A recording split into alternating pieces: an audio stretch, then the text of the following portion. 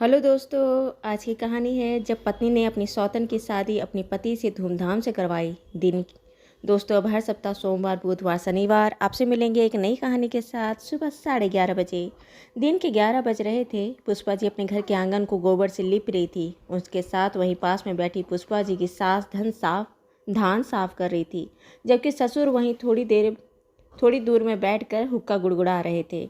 पुष्पा जी एक बेटी जो 15 साल की थी वह आंगन में ही एक कोने में बैठकर पढ़ाई कर रही थी, जबकि छोटा बेटा जो अभी 10 साल का था वह स्कूल गया था। आंगन लिपते लिपते पुष्पा जी अचानक अपनी नज़र उठाकर देखी तो देखती है कि सामने में उसका पति एक लड़की के साथ में खड़ा है। लड़की और पति दोनों माला पहने हुए हैं और लड़की के मांग में सिंदूर भरा है। लड़की हाथ में लाल कांच की चूड़ियाँ पहनी हुई है। सिंपल साधारण सूट पहने हुआ लड़की को देखकर कोई यह नहीं कह सकता था कि उसकी शादी हुई हो, लेकिन पुष्पा जी लड़की को अपने पति के साथ में खड़े देखकर ही वह समझ गई कि उसका पति दूसरा शादी करके घर आ रहा है। गोबर लिपते लिपते पुष्पा जी रुक गई। उसने अपने सास ससुर को देखी। सास ससुर भी अपने बेटे और उस लड़की को देखकर ठिठक गए थे। आखिरकार यह क्या मामला है? पुष्पा जी उठी, अपना हाथ धोए और एकदम से झटक के अपने पति के सामने आकर खड़ी हो गई। पति से बोली, यह कौन है? उसका पति सोनू ने कहा कि मैंने इससे शादी कर ली, इसका नाम रूपाली है। तभी पुष्पा जी की सास अपने बेटे सोनू के सामने में आकर खड़ी हो गई। सबसे पहले अपने बेटे के गाल पर थप्पड़ मारी और फिर बोली, शादी कर ली मतलब क्या है? शादी क्या गुड्डा गुड्डी का खेल होता है कि एक गुड्डी घर में हो, पसंद नहीं आई थी दूसरी गुड्डी उठाकर घर ले आए? तुमने क्या दाल भात का कौर समझ रखा है? मैं नहीं मानती इस शादी को। जहाँ से इस लड़की को लेकर आया है वहीं छोड़कर आ। तुझे शर्म आती है? तेरी 15 साल की बेटी है, अभी 2-4 साल बाद उसकी शादी करनी है। उसके ससुराल परिवार वालों को क्या बोलेगा? जहाँ उसकी शादी तय करेंगे वहाँ पर क्या बोलेंगे? क्या बोलेंगे कि 15 साल की बेटी थी और बाप को जवानी सूझ रही थी और जाकर शादी करके आ गया, वह भी एक 18-20 साल की लड़की से। तभी घर के बाहर में हो हल्ला की आवाज़ सुन पुष्पा जी घर से बाहर आई तो देखती है बाहर में 8-10 लोग खड़े थे। पुष्पा उन लोगों को घर के अंदर बुला लाई और पता चला कि उसमें लड़की के माँ बाप, 2 भाई और बाकी उसके मामा चाचा लोग थे। उन लोगों ने सोनू और सोनू के परिवार वालों पर इल्ज़ाम लगाया कि सोनू ने उसके कम उम्र के बच्ची को बहला फुसलाकर शादी कर ली। देखो लड़की की उम्र ही क्या है, उसका दिमाग ही क्या है, उस दिन दुनिया देखी क्या है, उसे अपना भला बुरा समझता क्या है। तेरा बेटा इतना उम्र का है, खुद शादीशुदा है, 2-2 बच्चों का बाप है और मेरी बेटी को शादी कर लिया। सोनू के माँ बाप भी कहने लगे कि तुमने अपनी बेटी को संभाला नहीं, अच्छे संस्कार नहीं दिए, घर के परंपरा नहीं बताई, तभी तो वह भाग गई। अगर तुमने बताया होता, ढंग से रखा होता तो वह ऐसे काम करती क्या? तुम्हारी बेटी क्या दूध पीती बच्ची है क्या, जो उसे समझ में नहीं आया कि उसे क्या करना चाहिए क्या नहीं करना चाहिए? जैसे हजारों बातों पर दोनों पक्ष एक दूसरे पर इल्जाम और आरोप लगाकर लड़ाई झगड़ा कर रहे थे। पुष्पा जी वहीं पर किनारे में खड़े होकर दोनों पक्ष को लड़ते झगड़ते देख रही थी। वह कहती तो क्या करती, वह बिल्कुल खामोशी से देख रही थी। वह उड़ती निगाह से अपनी बेटी को देखी। उसकी बेटी भी वहीं पर पढ़ते पढ़ते उठ गई थी और एक किनारे में खड़ी होकर उस झगड़े को देख रही थी। अपनी बेटी को देखने के बाद उसकी नज़र उस लड़की पर पड़ी जो उसके पति के साथ शादी कर खड़ी थी। कितना उम्र का अंतर है उसकी बेटी और उस लड़की में, मात्र 5-6 साल का अंतर होगा। एक साधारण सूट पहनकर उसके पति के साथ शादी करके आ गई। खैर वह कुछ बोल तो नहीं रही थी, चुपचाप खड़े होकर बस सुनी निगाहों से सबको देख रही थी कि क्या हो रहा है। एक तरह से कहो तो उसे सदमा लग गया था कि उसका पति यह कर लिया। वैसे उसके लिए कोई बहुत बड़ी बात नहीं थी। दरअसल सोनू और पुष्पा की शादी तो हो गई थी, लेकिन दोनों में पति पत्नी की करीबी रिश्ता जितना ही रिश्ता था, मन से करीबी रिश्ता तो उसके बीच में कभी बना ही नहीं था। कहने के तो वह दोनों पति पत्नी थे, कहने को तो उनका परिवार था, लेकिन मन से कभी वह पति पत्नी हुए ही नहीं थे। खैर वहाँ पर काफ़ी हुए शोर शराबा, लड़ाई झगड़े के बाद थोड़ी शांति हुई। एक तरफ रूपाली के परिवार वाले रूपाली को लेकर वापस जाना ही नहीं चाहते थे।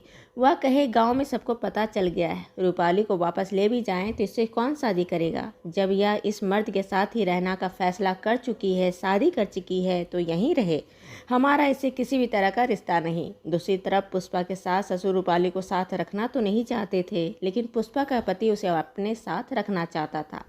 जब पुष्पा का पति तैयार है तो पुष्पा के माँ बाप क्या कर सकते हैं? पुष्पा उस लड़की को देखकर उसके समझ में नहीं आता कि वह क्या बोले। इतनी छोटी उम्र की लड़की अपने लगभग दुगने उम्र के शादीशुदा बाल बच्चेदार मर्द से शादी कर घर आ गई, क्या बोले उसे? खैर रूपाली के माता पिता लड़की रूपाली को छोड़कर वहां से चले गए। वह रूपाली को अपनाना चाहते नहीं थे, ना ही अपने घर ले जाना चाहते थे। रूपाली इस घर में रह गई सिर्फ सोनू की वजह से, वरना इस घर में मिला क्या था? कुछ नहीं मिला, ना नाम मिला, ना इज्जत, ना शादी करके आने की खुशियाँ मिली। रूपाली एक कमरे के कोने में पड़ी रही। 3 दिन निकल गया। पुष्पा के पड़ोस में रहने वाली उनके पड़ोसी सुखी जी की बेटी की अभी कुछ दिन पहले ही शादी तय हुई थी। वह अपनी बेटी की शादी की तैयारी कर रही थी। 1 महीना बाद उनके घर में उनकी बेटी की शादी थी। वह अपनी बेटी की शादी तैयारी कर रही थी, इसलिए आए दिन उनका एक पैर बाजार में रहता। उस दिन वह बाजार से जब लौट रही थी तो वह सीधे सीधे पुष्पा जी के घर में घुस गई। पड़ोसी सुखी जी का पुष्पा से बहुत ही मन था, बहुत ही गहरा लगाव था। वह सब कुछ जानती थी कि पुष्पा के घर में क्या हो रहा है, लेकिन उनका मन नहीं माना। सुखी जी और पुष्पा जी दोनों परिवार लगभग एक दूसरे के घर परिवार जैसे थे। तो सुखी जी अपनी बेटी के लिए तो जो सामान खरीदारी करके आई थी वह पुष्पा को दिखाना चाहती थी। वह घर में घुस गई और धीरे से बोली कि मैं कुछ सामान खरीद कर आई, मेरा मन किया कि मैं तुझे भी दिखा दूं। ऐसे अभी तुम्हारा मन तो ठीक नहीं है, लेकिन मेरा मन नहीं माना तो मैं आ गई। पुष्पा जी बोली, कोई बात नहीं, आप दिखाइए ना, आपने अपनी बेटी के लिए क्या क्या खरीदा है। पड़ोसी सुखी जी ने अपनी बेटी के लिए जो गहने बनवाए थे वह गहने बनकर आ गए थे। उन्होंने उन सारे गहनों को निकाल कर दिखाए। बहुत ही सुंदर गहना बना था। वह अपनी बेटी के लिए जो लहंगे खरीदे थे उसके ब्लाउज बनने दिए थे, वह ब्लाउज बनकर आ गए थे। तो वह ब्लाउज दिखाए कि यह ब्लाउज है, और साथ में एक और लाल कलर का बड़ा सा दुपट्टा उन्होंने खरीदा था जो दुल्हन को ऊपर से ओढ़ाना था। ढेर सारी चूड़ियों का सेट था जो वह पुष्पा को दिखा रही थी। पुष्पा और पुष्पा के सास दोनों सारा सामानों को धीरे धीरे देख रही थी और बता रही थी कि हाँ, यह बहुत सुंदर है, यह बहुत सुंदर नहीं है। उस कमरे के कोने में रूपाली जी बैठी थी। वह दूर से ही सारी चीज़ देख रही थी। जब सारी चीज़ देखने के बाद पड़ोसी अपने सारे सामान को समेट कर चली गई तो पुष्पा ने रूपाली को देखकर कही कि सुखी चाची जब सामान दिखा रही थी तो तेरी आंखों में बहुत ही सूनापन था। रूपल, तुम्हें उन सामानों को देखकर क्या लगा? तेरे मन में क्या विचार आ रहा था? कुछ तो तेरे मन में था उस समय। तुम्हें इस बात की कमी हो रही थी न कि काश तेरी ज़िंदगी में भी यह पल आता, काश तुम भी लहंगा पहनती, ढेर सारी चूड़ियाँ पहनती, या तुम्हारे लिए भी ऐसी तैयारी की गई होती। ऐसा मन में विचार आ रहा होगा ना? रूपाली बोली, हाँ, विचार तो आ रहा था, लेकिन अब यह सब सोचने का भी क्या फ़ायदा। लेकिन हाँ, वह जब दिखा रही थी तो मन में कहीं कसक तो थी। पुष्पा के सास दोनों को हाथ को झटकते हुए कही, जब दूसरे का घर फोड़ा है तो अपने घर में, अपनी ज़िंदगी में खुशियाँ कहाँ से आएंगी? यह शादी करने से पहले तूने एक बार भी नहीं सोचा कि जिससे शादी कर रही है उसके बाल बच्चे का क्या होगा, उसकी बीवी का क्या गुजरेगी? पुष्पा जी की सास तो नकते हुए चली गई। रूपाली शांति से चुपचाप वहीं किनारे में रुआसा सा मुंह लेकर बैठी रही, लेकिन पुष्पा के मन में कुछ बात अटक गया।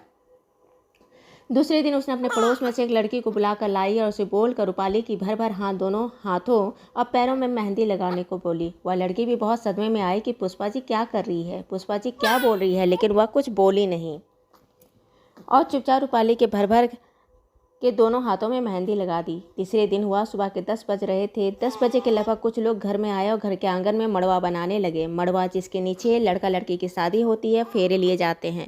पुष्पा सिंह की सास ने जब अपने घर के आंगन में मड़वा लगाते देखी तो तुनकते हुए कही, किससे पूछ के तुम लोग ऐसा कर रहे हो? तो उन्होंने पुष्पा जी का नाम बताया।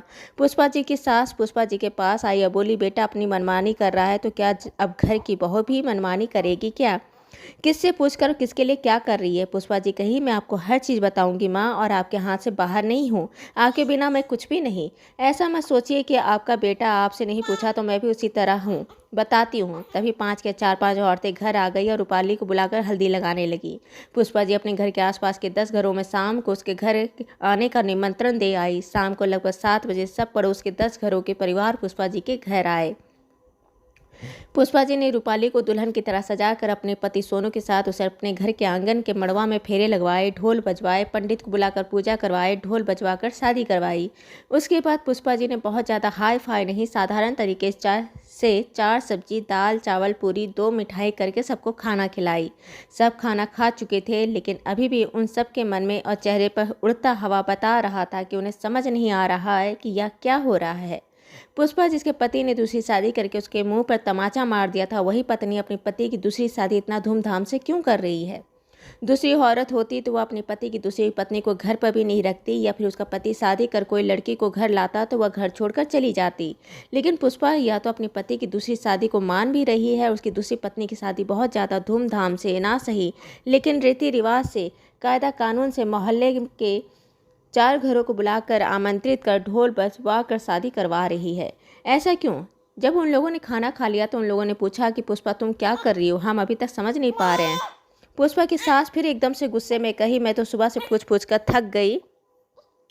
पर यह नासपीटी मेरे को एक शब्द नहीं बोली। पुष्पा जी बोली, बताती हूँ। पुष्पा जी ने अपनी सासू माँ के पैर छू के बोली, माँ मुझे माफ़ करना, आपके हाथ के बाहर जाने की हिम्मत ना है ना इच्छा। बस जब मेरे पति ने दूसरी शादी कर ली तो सिर्फ यह लड़के की गलती है क्या? मेरे लिए तो मेरा गुनाहगार और मेरा दोषी अगर कोई है तो सिर्फ और सिर्फ मेरा पति है। 16 साल हो गए हमारी शादी को। 16 साल में हम दोनों को कभी मन नहीं मिला। कहने को हम पति पत्नी है, पर हमारे बीच में कभी कोई ऐसा प्यार कभी नहीं रहा। कहने को हम परिवार थे, लेकिन हमारे बीच में ऐसा कोई प्यार नहीं था। फिर भी अपने रिश्ते में ईमानदार थे। मेरे पति वह बाहर में क्या कर रहा था मैं नहीं जानती।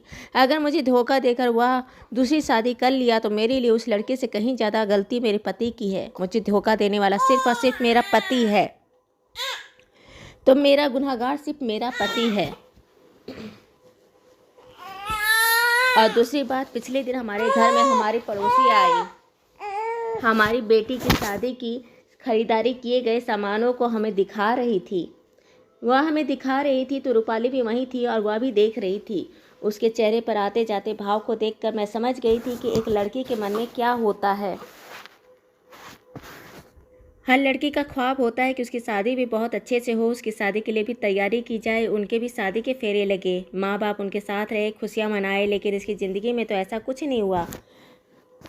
मैं अपनी बेटी को देखी। मेरी बेटी 15 साल की है। 2-4 साल बाद उसकी शादी होगी। जब वह दुल्हन बनेगी तो वह भी तो ऐसे ही दिखेगी जैसे आज यह लड़की है। और मेरे मन में आया, क्यों उसकी इच्छा को पूरी नहीं कर दूं। शादी तो हो गई, वह मेरे घर में ही है। उसके माँ बाप उसे लेकर जा नहीं रहे, हम उसे घर से निकाल नहीं देंगे। मेरा पति उसे रख रहा है। अगर उसको घर से बाहर निकाल भी दे तो उसकी ज़िंदगी ख़त्म हो जानी है। सब चीज़ का सार यही है कि उसे हमारे घर में ही रहना है, तो क्यों ना उसकी खुशियों को पूरी कर दी जाए। क्यों पूरी ज़िंदगी वह किसी की शादी होते देखे तो उसके मन में एक हुक उठे, काश मेरी भी शादी ऐसी होती। काश मेरी शादी में भी मैं लहंगा पहनती, गहने पहनती, फेरे लेती, जहाँ लोग आते, ढोल बजाते, हल्दी होता, मेहंदी होता। काश मेरी ज़िंदगी में भी ऐसा होता। क्यों उसके मन में यह ख्वाहिश रहे। उससे अच्छा है कि उसकी ख्वाहिश को ही पूरी कर दी जाए। और मैंने यह सारा कर दिया। अगर मुझसे कुछ गलती हो गई, अगर मेरे किए गए बात से किसी को तकलीफ़ पहुंच रही हो तो मैं इसे हाथ जोड़कर माफ़ी मांगती हूँ। बस मेरे मन में यही ख्याल था। यहाँ पर किसी ने कुछ नहीं बोला। पुष्पा की सोच के आगे सबका ध्यान पहुँचा भी नहीं था। जहाँ हर कोई इस बात को लेकर गुस्से से उबल रहा था, वहीं पुष्पा दूसरी नज़रिए से शादी के दूसरे पहलू को देख रही थी। तभी रूपाली धीरे धीरे आई और पुष्पा के पैरों पर गिर गई। बोली कि मुझे समझ नहीं आ रहा कि मैं क्या करूं।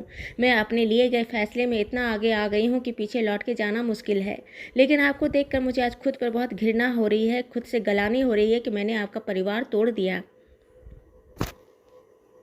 आपकी खुशियों को मेरा नज़र लग गया। पुष्पा जी कही, हम पति पत्नी के रिश्ते में कभी खुशियाँ थी नहीं। हमारी खुशियों को कभी नज़र लग ही नहीं सकती, क्योंकि हमारे बीच में कभी खुशियाँ थी नहीं। हम पति पत्नी के रिश्ते में बंधे हैं, उससे ज़्यादा कुछ नहीं है।